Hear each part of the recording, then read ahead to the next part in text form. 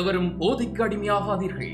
அடிமையானவர்கள் மீண்டதாக சரித்திரமில்லை. எனவே உங்களையும் சமூகத்தையும் பாதுகாத்துக் கொள்ளுங்கள். உங்கள் நலன் கருதி கல்வி டிவி. மாணவ செல்வங்கள் அனைவருக்கும் இனிய வணக்கம். இன்றைய நாளில் நாங்கள் கணித பாடம் தொடர்பான சில வினாக்களை பார்ப்போம். இன்றைய தினம் நாங்கள் பார்க்க இருக்கின்ற இந்த விடயங்கள் பொதுவான விடயங்களாகவும் இருக்கும். அந்த வகையில் நாங்கள் பார்க்கின்ற விடயங்கள் தரம் 5 புலமை பரிசில் பரீட்சையை உங்களுக்கு தரம் 5 புலமை பரிசில் பரீட்சையில் கணித பாடத்தில் இடம்பெறுகின்ற வினாக்களுக்கு அமைவாக இங்கும் வினாக்கள் பற்றிய விளக்கம் அளிக்கப்பட இருக்கின்றது. அந்த வகையில் நாங்கள் தொடர்ந்து அந்த விடயங்களை பார்க்கலாம். சரியா பிள்ளைகள்? ரைட். அப்போ இன்றைய தினம் நாங்கள் சில பிரசினங்களை தீர்க்க இருக்கின்றோம். சரியா? சில பிரசினங்களை தீர்க்க போகின்றோம். இது தரம் 5 புலமை பரிசில் பரீட்சையை நோக்கியதாகவும் இருக்கும். சரியா பிள்ளைகள்? ரைட். நன்றாக கவனித்துக் கொள்ளுங்கள். பிரசினங்களை தீர்க்குக. சரியா பிள்ளைகள்? பிரசினங்கள் என்றது அவை கூட்டல் பிரசினங்களாகவோ, கழித்தல் பிரசினங்களாகவோ, வகுத்தல் பிரசினங்களாகவோ, பெருக்கல் பிரசினங்களாகவோ அமையும். அந்த வகையில் பெறப்படுகின்ற வினாவில் இருக்கின்ற சொற்பிரயோகங்களை கவனத்தில் கொண்டு உற்று அவதானித்து அந்த பிரசினங்கள் எவ்வகையான பிரசினங்கள் என்பதை பிள்ளைகள் நாங்கள் முதல்ல இனங்கண்டு கொள்ள வேண்டும். சரியா பிள்ளைகள்? அப்போ அதற்கு அமைவாக நாங்கள் அந்த பெறப்படுகின்ற பந்தியாக வசனங்களாக பெறப்படுகின்ற அந்த பிரசினங்களை நன்றாக வாசித்து விளங்கி அதற்குரிய விடையை அளிப்பதற்கு முயற்சி செய்ய வேண்டும். சரியா பிள்ளைகள்? எந்த ஒரு கணித பிரசினங்களாக இருந்தாலும் சரி, அல்லது பகுதி 1 தரம் 5 புலமை பரிசில் பரீட்சையில் இடம்பெறுகின்ற பகுதி 1 வினாக்களுக்குரிய விடையை அளிப்பதாக இருந்தாலும் சரி, செய்து பார்த்து விடையை கண்டுபிடித்து போடுவது நல்ல சிறந்ததொரு வழியாக இருக்கும். அதனால சரியானதொரு விடையை அளிப்பதற்கு எங்களுக்கு சந்தர்ப்பம் கிட்டும். சரியா பிள்ளைகள்? அப்ப எந்த ஒரு பிரசினத்தையும் தீர்ப்பதற்கு அந்த பிரசினத்தை நன்றாக வாசித்து விளங்கி கொள்ள வேண்டும். சரியா பிள்ளைகள்? வாசித்து விளங்கி அந்த பிரசினம் கூட்டல் பிரசினமா, வகுத்தல் பிரசினமா, பெருக்கல் பிரசினமா அல்லது கழித்தல் பிரசினமா என்பதை இனங்கண்டு அதற்கு ஏற்ப விடையளிக்க முயற்சித்தல் வேண்டும். சரி, ரைட். பாருங்க, முதலாவது வினாவை நாங்கள் இப்போது பார்க்கலாம். பாருங்கள், ஒரு வரிசையில் 7 பிள்ளைகள் வீதம் 728 பிள்ளைகள் வரிசைகளில் நின்றனர். சரியா பிள்ளைகள்? 7 பிள்ளைகள் வீதம். எத்தனை பிள்ளைகள் வீதம்? 7 பிள்ளைகள் வீதம். அப்போ ஒரு வரிசையில பிள்ளைகள் 7 பிள்ளைகள் நிற்பார்கள். இப்படி 728 பிள்ளைகள். எத்தனை பிள்ளைகள்? 728 பிள்ளைகள் வரிசைகளில் நிற்கணும். இந்த 728 பிள்ளைகளும் எத்தனை வரிசைகளில் நின்றனர் என்றதுதான் முதலாவது வினா. சரியா பிள்ளைகள்? பாருங்கள், நன்றாக கவனித்துக் கொள்ளுங்க. ஒரு வரிசையில 7 பிள்ளைகள். இந்த 7 பிள்ளைகள் படி வரிசையில நின்ற பிள்ளைகளுடைய மொத்த எண்ணிக்கை 728. அப்ப இந்த 728 பிள்ளைகளும் 7 பிள்ளைகள் வீதம் எத்தனை வரிசைகளில் நின்றிருப்பார்கள் அல்லது எத்தனை வரிசைகளில் நின்றனர் என்றதுதான் வினா. ரைட். அப்ப இங்க ஒரு வரிசையில நிற்கின்ற பிள்ளைகளை தந்துட்டு ஒரு வரிசையில 7 பிள்ளைகள் வீதம் 728 பிள்ளைகள் எத்தனை வரிசைகளில் நிற்பார்கள். நாங்கள் இலகுவாகவே கண்டுபிடிக்கலாம். இதை நாங்கள் வகுத்தல் பிரசினம் என்று சொல்லி எடுக்கிறோம். இந்த 728 பிள்ளைகளையும் ஒரு வரிசையில 7 பிள்ளைகள் வீதம் ஒரு வரிசையில 7 பிள்ளைகள் வீதம் எத்தனை வரிசைகளை இந்த 728 பிள்ளைகளை கொண்டும் உருவாக்க முடியும், அல்லது 728 பிள்ளைகளும் 7 பிள்ளைகள் வீதம் எத்தனை வரிசைகளை நின்றார்கள் என்றதை காணுவதற்கு அந்த 728 பிள்ளைகள் என்ற எண்ணிக்கையை ஒரு வரிசையில் நிற்கக்கூடிய 7 பிள்ளைகள் என்றதால வகுத்து கொள்ள வேண்டும். சரியா பிள்ளைகள்?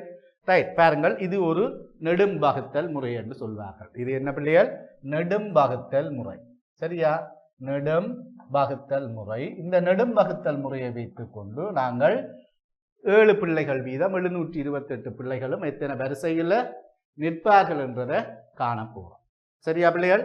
பாருங்கள், இந்த 7 என்கின்ற எண்ணிக்கையினால 728 என்கிற எண், அதாவது எண்ணிக்கை, பிள்ளைகளுடைய எண்ணிக்கையை நாங்கள் என்ன செய்ய போறோம்? வகுக்க போறோம்.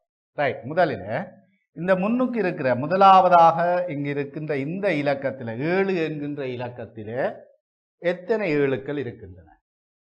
இந்த 7 வகுக்கிறான். 7ல் 7 ஒரு முறை. அப்ப அந்த எத்தனை முறை வருகிறது என்பதை நாங்கள் இந்த இடத்துல போட்டுட்டு இப்ப என்ன செய்ய போறோம்? அடுத்ததாக இந்த 1ஆல இந்த 7 பெருக்கிறோம். 7 7 பெருக்கி வார 7 வந்து இந்த இடத்தை போட்டு திரும்ப அடுத்த ஸ்டெப், அடுத்த படி வந்து இந்த 7ல் இருந்து இந்த 7 கழிக்கிறோம். கழித்தால் 0. சரியா பிள்ளையா? ரைட். கழிச்சிட்டு இப்ப என்ன செய்யறோம்? 0க்குள்ள 7 இல்லை, 2 ஆக்குறோம். 2 ஆக்கினா இந்த இடத்துல இப்ப இருப்பது 2. சரியா பிள்ளைகள்? இந்த இடத்துல இருப்பது 2. இந்த 2க்குள்ள 7 இருக்கா இல்லையா? 7 என்றதால இந்த 2 வகுக்க வேணும். 2 என்கின்ற இலக்கம் வந்து இந்த 7 விட மிக குறைவு. 7 விட குறைவு. அப்ப 7 வந்து இந்த 2க்குள்ள உள்ளடங்க போவது இல்லை. அப்ப உள்ளடங்காத சந்தர்ப்பத்தில் நாங்கள் என்ன செய்யறோம்? 2க்குள்ள 7 இல்லை, ஆதலால மேலே 0 முறையை போடுறோம். சரியா பிள்ளைகள்? 0 முறையை போட்டுட்டு இப்ப இந்த 2 முதல் இறக்கினது போல இந்த 2ஓட இந்த 8 இறக்குறோம். இந்த 8 இறக்கி விடுறோம். இறக்கினால் 28. எத்தனை பிள்ளைகள்? 28. இந்த 28ல் எத்தனை 7? 28க்குள்ள எத்தனை 7 என்றதை காணுறதுக்கு 7ஆம் வாய்ப்பாடை நாங்கள் சொல்லலாம்.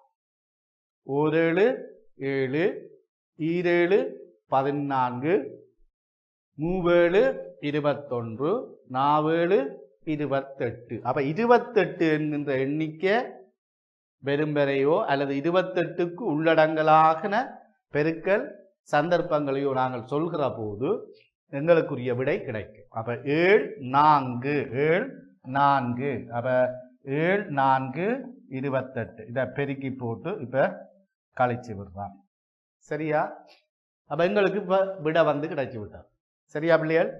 728 மாணவர்களை ஒரு வரிசையில 7 மாணவர்கள் நிலை கொள்ளக்கூடியதா வகுக்கின்ற போது 7 மாணவர்கள் ஒரு வரிசையில் 728 பிள்ளைகள் அல்லது மாணவர்களை வகுக்கிற போது 104 வரிசைகள். எத்தனை பிள்ளைகள்? 104 வரிசைகளில் இந்த 728 பிள்ளைகளையும் நாங்கள் என்ன செய்யலாம்? வரிசைப்படுத்தலாம். அப்ப 728 பிள்ளைகளும் 104 வரிசைகளில் நின்றனர். சரியா பிள்ளைகள்? 728 பிள்ளைகளும் 104 வரிசைகளில் நின்றனர் என்றதை நாங்கள் இங்கு விடையாக பெற்றுக்கொள்ளலாம். சரியா பிள்ளைகள்? அப்ப பெறப்படுகின்ற பிரசினங்களை வாசித்து விளங்கி அதற்கேற்ப நாங்கள் என்ன செய்ய வேணும்? விடையளிக்க வேணும். சரியா? அப்ப இது வந்து முதலாவது பிரசினம். சரியா? அப்ப இப்படியான பிரசினங்களை நாங்கள் இப்பவே செய்து பார்த்து பயிற்சியை எடுத்துக்கொள்வோமாக இருந்தால் எங்களுக்கு நாங்கள் எதிர்கொள்ள இருக்கின்ற தரம் 5 புலமை பரிசில் பரீட்சை மிக இலகுவானதாக இருக்கும். சரியா பிள்ளைகள்? ரைட். இப்ப நாங்கள் இரண்டாவது பிரசனத்தை பார்ப்போம். சரியா? சரியா பிள்ளைகள்? முதலாவது பிரசனம் உங்களுக்கு நன்றாக விளங்கி இருக்கும். இப்ப நாங்கள் பார்க்க போறது இரண்டாவது பிரசனம். ரைட். பாருங்கள், இரண்டாவது பிரசனத்தை முதல் நன்றாக வாசிப்போம். சரியா? இதில் குவியல் ஒன்றில் 424 மாம்பழங்கள் உள்ளன. குவியல் ஒன்றில் 424 மாம்பழங்கள் உள்ளன. சரியா பிள்ளைகள்? இதில் 4/3 பங்கு மாம்பழங்களின் எண்ணிக்கை யார்? 4/3 பங்கு மாம்பழங்களின் எண்ணிக்கை யார்? சரியா பிள்ளைகள்? ரைட். அப்ப இரண்டாவது பிரச்சனை சொல்ற விஷயம் என்னன்னா, ஒரு குவியல், இந்த குவியல்ல 424 மாம்பழங்கள் இருக்கின்றது. இதில 424 மாம்பழங்களில் 424 மாம்பழங்கள்ல ரைட் 4/3 எத்தனை என்றதுதான் 4/3 என்றது 424 4/3 எத்தனை என்றதுதான் வினா. பாருங்கள், குவியல் ஒன்றில் 424 மாம்பழங்கள் உள்ளன. இதில் 4/3 பங்கு 424 4/3 என்பதை காண வேண்டும். ரைட், சரியா பிள்ளைகள்? இப்ப சாதாரணமா நாங்கள் வகுப்பிலோ அல்லது வீட்டிலோ ஒரு பொருளையோ அல்லது இனிப்புகளோ பழங்களையோ வீட்டில் உள்ளவர்களுக்கு ஏற்றவாறு அல்லது வகுப்பில் எங்களுடைய நண்பர்களுக்கு ஏற்றவாறு சமமாக பங்கிட்டு சாப்பிடுறோம். அதனை போலதான் இங்க 424 மாம்பழங்களில் மாம்பழங்கள் ஒரு குவியல்ல இருந்தது. இதுல 4/3 எண்ணிக்கை கேட்கப்படுது. 4/3 என்பது இந்த 424 பழங்கள்ல இருந்து நாங்கள் கணக்கிட்டு சொல்ல வேண்டும். சரியா பிள்ளைகள்? ரைட். முதல் நாங்கள் என்ன செய்வோம்னா, இந்த 424 4 சம பங்குகள் ஆக்குவோம். சரியா பிள்ளைகள்? 4 சம பங்குகள் ஆக்குகிற போது 4ஆல இந்த 424 வகுக்கிற போது 4/1, அதாவது 4 பங்குகளில் 4ஆக சமமாக பிரிப்பதில் வகுப்பதில் 4 சம பங்குகள் அல்லது 4 குவியல்களாக ஆக்குற போது ஒரு குவியல்ல இடம்பெறுற மாம்பழங்கள் எண்ணிக்கை கிடைக்கும். முதல் நாங்கள் அதை கண்டுபிடிச்சால் பின்பு 4/3 எத்தனை என்றதை கண்டுபிடிக்கலாம். 4/3 பங்குகள் அல்லது 4/3 பகுதிகள் எத்தனை என்றதை கண்டுபிடிக்கலாம். சரி, இப்ப பார்ப்போம். இந்த 424 என்பதை 424 என்பதை 4ஆல வகுக்கிற போது 4/1 எத்தனை என்று கிடைக்கும். சரியா? பாருங்கள், 4ஆல வகுத்துக் கொள்வோம். ஏற்கனவே நாங்கள் முதல் பிரச்சனமும் வகுத்துத்தான் விடையை பெற்றுக் கொண்டோம். இங்கே 2, அதாவது ஒன்று வகுத்து கொள்ள போறோம். அதுல 4/1 பங்கு எத்தனை என்றது கிடைக்கும். அதை வைத்துக்கொண்டு 3ஆல அந்த வந்த விடையை 3ஆல பெருக்குகிற போது 4/3 எத்தனை மாம்பழங்கள் என்றது எங்களுக்கு கிடைக்கும். சரியா பிள்ளையே? ரைட், பார்த்து கொள்ளுங்க. முதல் இந்த 4க்குள்ள 4 ஒரு முறை. சரியா பிள்ளைகள்? சரி, வடிவாக்கவனிங்கோ. இந்த 4க்குள்ள 4 ஒரு முறை. இப்ப என்ன செய்யறோம்? இதை பெருக்கிறோம். 4 4 4ல இருந்து 4 கழிக்கிறோம் 0. சரியா பிள்ளைகள்? இப்ப 0 இங்க மிகுதியா வந்தது, 0 பெறுமதியற்றது. ஆகவே 4க்கு அடுத்ததாக இருக்கிற 2 இறக்கிறோம். 2க்குள்ள 4 இல்லை, இடம்பெற சந்தர்ப்பம் இல்லை. ஏன்? இந்த 4 விட இந்த 2 குறைவானது. ஆகவே இதற்குள்ள சந்தர்ப்பம் இல்லாததால 0 போடுறோம். சரியா பிள்ளைகள்? இப்ப நாங்கள் என்ன செய்ய போறோம்? இந்த 4 இந்த 2க்கு 2ஓட இறக்கிறோம். இறக்கினால் இப்ப இது இந்த தொகை 24. எத்தனை பிள்ளைகள்? 24. இந்த 24க்குள்ள எத்தனை 4 இருக்குது? 4ஆம் வாய்ப்பாட சொல்கிற போது எங்களுக்கு அது இலகுவாக தெரியும். சரியா பிள்ளைகள்? பாருங்கோ, 4ஆம் வாய்ப்பாட சொல்கிற போது அது எங்களுக்கு இலகுவாக விளங்கும். சரி, அப்ப 4ஆம் வாய்ப்பாட சொல்லுவாங்க. 1 4 4, 2 4 8, 3 4 12, 4 16, ரைட், 4 5 20, 4 24. அப்ப 24ல 4 6 முறை. எத்தனை முறை? 6 முறை. இப்ப நாங்கள் இந்த 24ல 4 6 என்றதை கண்டுபிடிச்சோம். இப்ப என்ன செய்ய போறோம்? 4ஆல இந்த 6ஆல இந்த 4 பெருக்கிறோம். பெருக்கினால் 24. 24ல் இருந்து 24 கழிக்கிற போது 0 கிடைக்கும். இப்ப நாங்கள் இந்த கண்டுபிடித்த 106 என்றது இந்த குவியல்கள்ல இருந்த மாம்பழங்களில 4ல் 1 எண்ணிக்கை. 4ல் 1 பங்கினுடைய எண்ணிக்கை தான் 106. ஆனால் எங்களை கேட்டது 4ல் 3 பங்கு எத்தனை மாம்பழங்கள், 4ல் 3 பங்கு எத்தனை மாம்பழங்கள் என்றதுதான் கேள்வி. 4ல் 1 கண்டுபிடிச்சிட்டோம். இந்த 4ல் 1 தொகையை வைத்துக்கொண்டு நாங்கள் என்ன செய்யும், இந்த 106 என்றது 4ல் 1, இதை 4ல் 3 பங்குகளால பெருக்கிறோம். 3 பங்குகளால பெருக்கிறோம். 3 பங்குகளால பெருக்கிற போது 3 பங்குகளால பெருக்கிற போது பாருங்கோ, 3 பங்குகளால பெருக்கிற போது 3 6 18. 18க்கு 8 போட்டு 1 மிகுதி. 3 0 எங்களுக்கு இங்கே ஒன்றும் இல்லை, ஆனால் 18ல் 1 வச்சிருக்கிறோம், அதை 1 போடுறோம். ரைட். 3 1 3. சரியா? பாருங்கள், 106 3ஆல பெருக்கிற போது 318. அப்ப இந்த 424 என்ற எண்ணிக்கையில 4ல் 1 என்றது 106 பழங்களை குறிக்கும். சரியா பிள்ளைகள்? எத்தனை பழங்களை குறிக்கும்? 106 பழங்கள். ஆனால் எங்களை கேட்டது 4ல் 3 பழங்கள், 4ல் 3 பங்குகள் எத்தனை? சரியா பிள்ளைகள்? அப்ப 4ல் 3 பங்குகள் எத்தனை என்றதை காண்றதற்கு 4ல் 1க்குரிய எண்ணிக்கையை 3ஆல பெருக்கினால் 4ல் 3க்குரிய எண்ணிக்கை கிடைக்கும். 4ல் 3க்குரிய எண்ணிக்கை கிடைக்கும். அப்ப 4ல் 3 என்றது 318 குறிக்கும். சரியா பிள்ளைகள்? அப்ப இது உங்களுக்கு இப்ப நன்றாக விளங்கி இருக்கும். இந்த இரண்டாவது பிரசினமும் உங்களுக்கு நன்றாக விளங்கி இருக்கும். சரியா பிள்ளைகள்?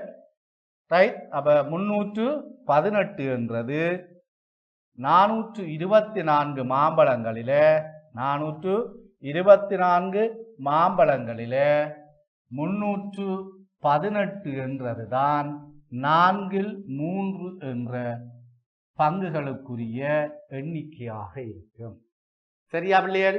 அப்ப என்ன செய்தாம், இந்த 424 மாம்பழங்கள் என்றத 4 பங்குகளாக்குறோம். அதுல ஒன்றினுடைய எண்ணிக்கை 106 என்று எங்களுக்கு கிடைக்கும். சரியா? அந்த 106 வைத்துக்கொண்டு 4ல் 3 பங்குகளை காண்பதற்கு 106 3ஆல பெருக்கிறோம். பெருக்கினால் 318 மாம்பழங்கள் என்கின்ற விடை எங்களுக்கு கிடைக்கும். சரியா பிள்ளைகள்? சரியா? அப்ப 4ல் 3 424 மாம்பழங்களில 4ல் 3 என்பது 318 மாம்பழங்களை குறிக்கும். சரியா பிள்ளைகள்? ரைட். அப்ப இந்த பிரசினமும் உங்களுக்கு நன்றாக விளங்கி இருக்கு. இவ்வாறான பிரசினங்களை நாங்கள் தினந்தோறும் செய்கிற போது எங்களுக்கு கணிதத்தில தரம்5 கணிதம், அதாவது புலமை பரிசில் பரீட்சையில இருக்கிற இலகுவான சந்தர்ப்பங்களுக்குரிய பயிற்சியாக தரம்5 புலமை பரிசில் பரீட்சையை நாங்கள் எதிர்கொள்வதற்கு இவை நல்லதொரு சிறந்த பயிற்சியாக இருக்கு. சரியா பிள்ளைகள்? இனி நாங்கள் 3வது பிரச்சனத்தை பார்ப்போம். இவ்வுருவில் உள்ள செங்கோணங்களின் எண்ணிக்கை யார்? சரியா பிள்ளைகள்? இவ்வுருவில் உள்ள செங்கோணங்களின் எண்ணிக்கை யாது? அப்ப நாங்கள் இங்க முதல் செங்கோணம் என்றது எப்படி அமையும் என்ற ஒரு சந்தர்ப்பத்தை பார்க்க வேணும். உங்களுக்கு அந்த சந்தர்ப்பத்தை நான் இங்க காட்டுவேன். ரைட். அப்ப நாங்கள் படிக்கிறோம் இந்த இந்த எல் வடிவத்தில் இருக்கிற அடுத்த சந்தர்ப்பம் இப்படியாக இருக்கக்கூடிய சந்தர்ப்பங்களில் இந்த செங்கோணம் என்றது அமைந்து விடும். செங்கோணம் என்றது அமையப்படும். நீங்கள் பெரிய வகுப்பில் பெறுகிற போது சமாந்தர கோடு ஒன்றின செங்குத்தான ஒரு நேர்கோடு என தொழுகை உருகிற போது அல்லது ஊடறுத்து செல்கிற போது இப்படி செங்கோணங்கள் உருவாகும். ரைட். அப்போ இந்த செங்கோணங்கள் என்றது இந்த வடிவில் இருக்கும் என்றதை முதல் ஞாபகப்படுத்தி வச்சிருப்போம். எங்களுக்கு இது எத்தனை பாகையை கொண்டிருக்கும் நான் தெரிந்து வைத்திருக்க வேணும். 90 பாகை. பாகைமானி என்றால் என்ன? அந்த பாகைமானியில் நாங்கள் பாகைகளை எப்படி அளக்கலாம் என்பதையெல்லாம் எங்களுக்கு அடுத்த சந்தர்ப்பம், அதாவது தரம் 6க்கு பின்னான வகுப்புகளில் எங்களுக்கு அந்த சந்தர்ப்பங்கள் கிடைக்கும். ஆனால் எங்களுக்கு இப்போ தேவைப்படுவது செங்கோணம் என்றால் எப்படி இருக்கும், அதை எப்படி நான் காணலாம். ரைட். அந்த சந்தர்ப்பத்தை பார்த்தோம்னா சரி. ரைட். அப்போ இப்படியாக இந்த வடிவம் வெவ்வேறு தோற்றப்பொலிவு, அதாவது வெவ்வேறு தோற்றப்பொலிவுகள் என்று நான் இங்கு சொல்வது, அதாவது சுழல் முறை, வெவ்வேறு சுழலமைப்பு முறையில் காணப்படும். என்ன? வெவ்வேறு சுழலமைப்பு முறையில் காணப்படலாம். வெவ்வேறு சுழலமைவு முறையில் இது காணப்படலாம். அந்த சந்தர்ப்பங்களில் எங்களுக்கு செங்கோணங்கள் என்றதை இனங்காண தெரிய வேணும். அந்த சந்தர்ப்பங்களில் செங்கோணம் என்றதை இனங்காண தெரிய வேணும். இப்படி வெவ்வேறான சந்தர்ப்பங்களில் செங்கோணங்கள் உருவாக்கப்படும். செங்கோணங்கள் உருவாக்கப்படும். சரியா? ரைட். இவ்வுருவில் உள்ள செங்கோணங்களின் எண்ணிக்கை என்பதற்குரிய படத்தை, உருவத்தை நாங்கள் இப்போ பார்க்கலாம். எதை? உருவத்தை நாங்கள் பிள்ளைகள் பார்த்து கொள்ளலாம். அப்போ உங்களுக்கு நன்றாக தெரிய வேணும் செங்கோணம் என்பதனுடைய வடிவம் என்பது எப்படி இருக்கும். பாருங்கள். ரைட். இதுதான் அந்த வடிவம். இந்த வடிவத்தில் இருக்கக்கூடிய செங்கோணங்களுடைய எண்ணிக்கை. ஒரு செவ்வகம் தரப்பட்டிருக்குது. அந்த செவ்வகத்துக்குள்ள 3 நேர்கோடுகளை வைத்துக்கொண்டு இந்த அமைப்பில் ஒரு இந்த அமைப்பு முறையில் இது கூறாக்கப்பட்டிருக்கு. இது ஒரு செவ்வக அமைப்பு. இந்த செவ்வக அமைப்புக்குள்ள அந்த செவ்வகத்தை பகுதிகளாக்குவதற்குரிய ஒரு வரைவு அல்லது ஒரு உருவை இங்கே இந்த நேர்கோடுகளால் ஆக்கப்பட்டிருக்கிற ஒரு வடிவம் இங்கே உங்களுக்கு தரப்பட்டிருக்கு. அப்போ இதை வைத்துக்கொண்டு நாங்கள் இதற்குள்ள இருக்கிற செங்கோணங்கள் எத்தனை என்று பார்க்க வேண்டும். இவ்வுருவில் உள்ள இந்த உருவில இருக்கிற செங்கோணங்கள். சரியா பிள்ளைகள்? பார்த்து கொள்ளுங்கோ. 1 முதல் செவ்வகத்தை பார்ப்போம். 2 3 4. இது செவ்வகத்தை சார்ந்த 4 செங்கோணம். இந்த செவ்வகத்துக்குள்ள இருக்கின்ற இந்த கோடுகளால் ஆக்கப்படுற பாருங்க, இந்த நேர்கோடு, இந்த சமாந்தர கோடு, இது ஒரு செங்குத்து கோடு சந்திக்குது. அப்ப இந்த இடத்தை 2 செங்கோணங்கள் உருவாகும். ரைட். அப்ப இந்த 2 செங்கோணங்கள் முதல் ஏற்கனவே நாங்கள் பார்த்த 4ஓட இது 2 6. இங்கே இந்த இடத்தில் அமைவது போலவே இங்கேயும் இன்னும் 2 செங்கோணங்கள். அப்ப 6 2 8. ரைட். அடுத்தபடியாக இந்த இடம் நான் ஏற்கனவே சொன்னது போல டானா வடிவம்.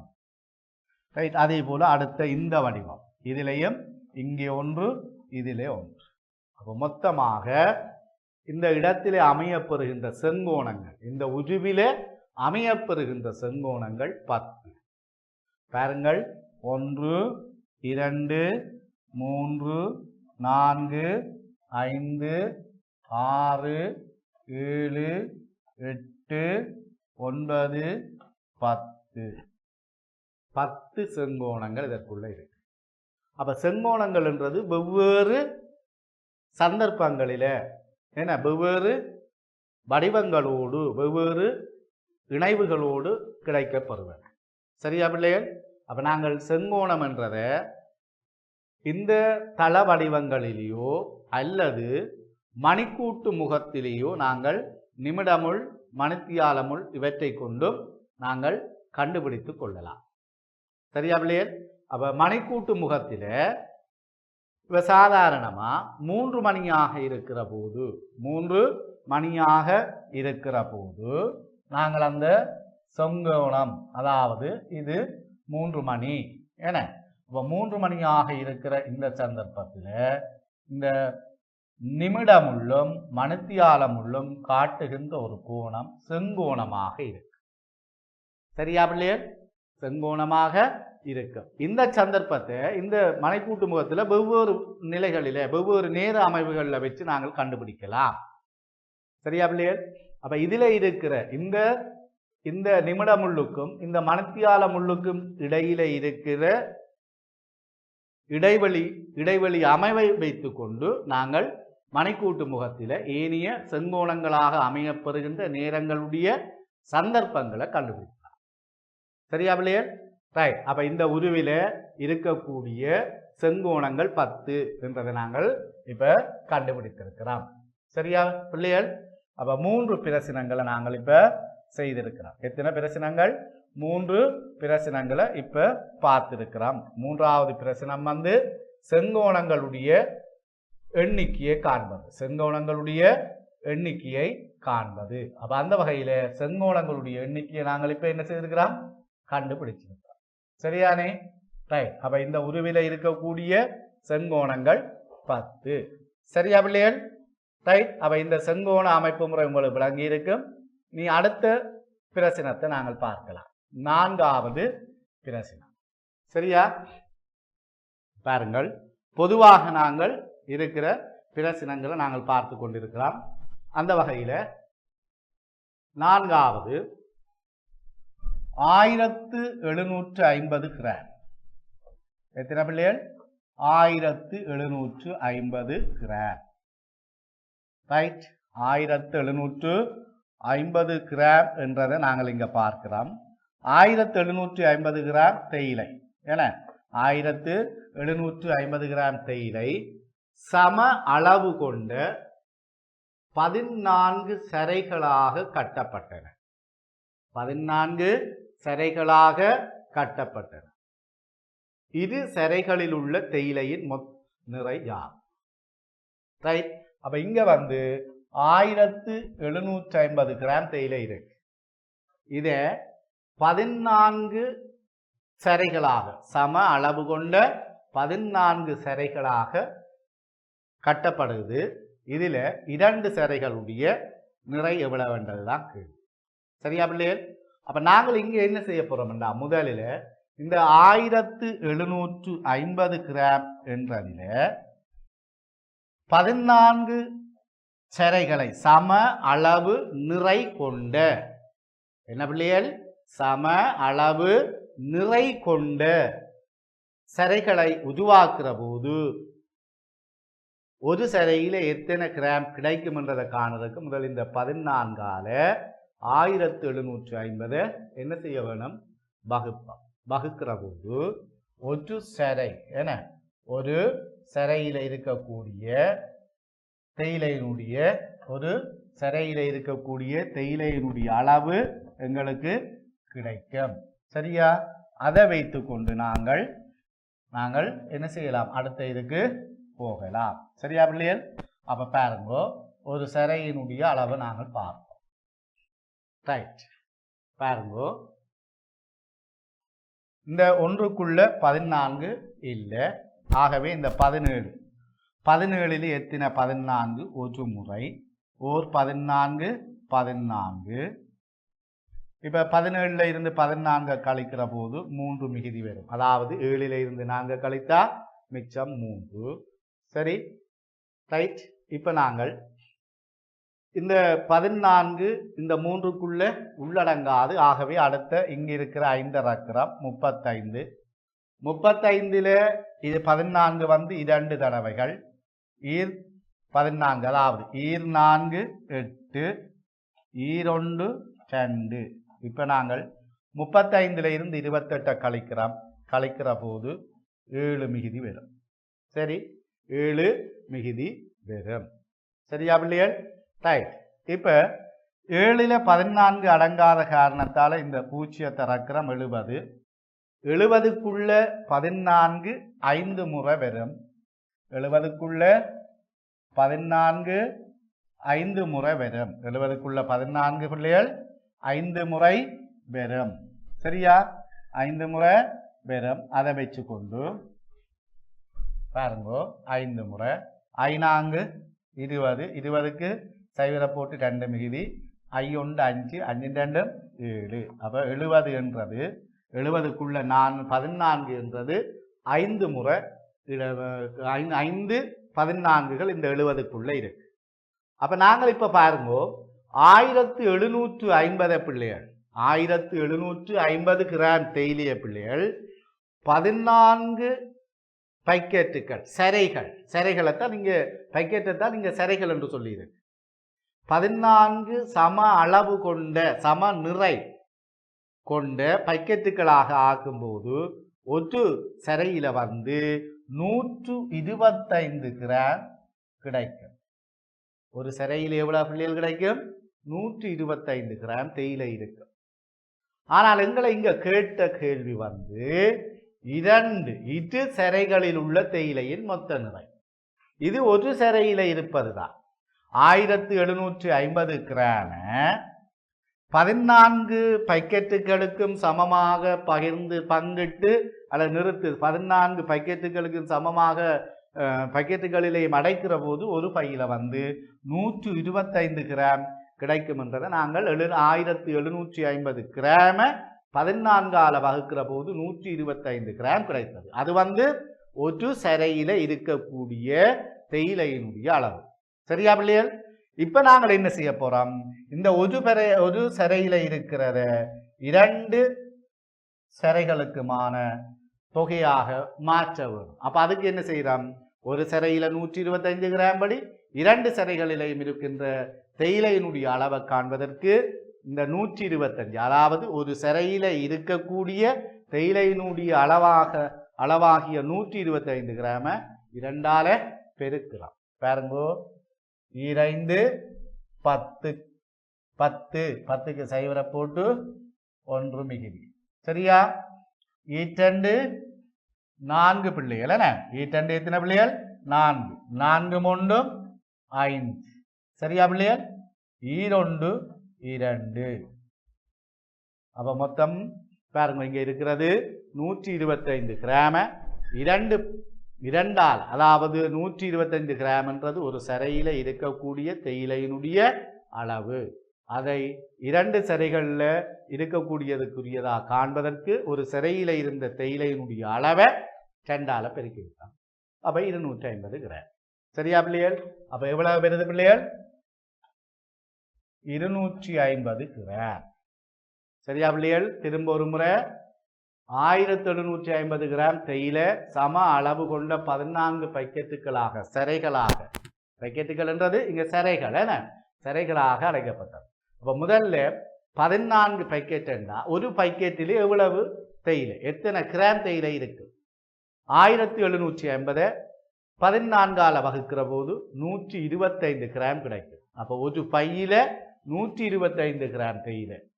ஒரு பையில 125 கிராம் என்றா 2 பைகள் அல்லது 2 சிறைகளில் உள்ள தேயிலையின் அளவை காண்பதற்கு 125 கிராம 2ஆல பெருக்கிறோம். 2ஆல பெருக்குகிற போது எங்களுக்கு 250 கிராம் கிடைக்கும். அந்த 250 கிராம் தான் 1750 கிராம் கொண்ட தேயிலைய 14 சிறைகளாக சம அளவு கொண்ட 14 சிறைகளாக ஆக்குகிற போது 2 சிறைகளில பொதி செய்யப்படுகின்ற தேயிலையினுடைய அளவாக இருக்கு.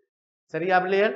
ரைட். அப்ப இந்த பிரச்சனை உங்களுக்கு இப்ப நன்றாக விளங்கி இருக்கும். இந்த 1750 14ஆல வகுக்க ஒரு பைக்கெட்டினுடைய நிறை கிடைக்கும். அந்த ஒரு பைக்கெட்டினுடைய நிறைய 2ஆல பெருக்குகிற போது 2 பைக்கெட்டுகளில் இருக்கின்ற தேயிலையினுடைய அளவு கிடைக்கும். சரியா பிள்ளைகள்? ரைட். அப்ப நாங்கள் இன்றைக்கு இந்த பிரசினங்களை வடிவா பார்த்துருக்கிறோம். சரியா? பிரசினங்கள் அதாவது எங்களுக்கு நாங்கள் இப்ப தரம் 4ல இருந்தாலும் தரம் 5 புலமை பரிசில் பரீட்சையில கேட்கப்படுகின்ற கணித தொடர்பான வினாக்கள் அவை பகுதி 1லேயும் இடம்பெறலாம் அல்லது பகுதி 2 15 வினாக்களில் ஒரு வினாவாகவும் இடம்பெறக்கூடும். அந்த வகையில நாங்கள் இந்த பொதுவாக இடம்பெறக்கூடிய அல்லது பெறக்கூடிய அந்த பிரசனங்களை நாங்கள் பார்த்திருக்கிறோம். சரி பிள்ளைகள்? மீண்டும் இதனுடைய தொடர்ச்சி மிகுதி பிரசனங்களை நாங்கள் அடுத்த வகுப்புல பார்த்து கொள்ளலாம். சரியா பிள்ளைகள்? நன்றி பிள்ளைகள். கல்வி டிவியில் புத்தம்புது நிகழ்ச்சிகளை உடனுக்குடன் பார்த்து மகிழ எமது ஃபேஸ்புக் மற்றும் யூடியூப் பக்கத்தை லைக் செய்யுங்கள்.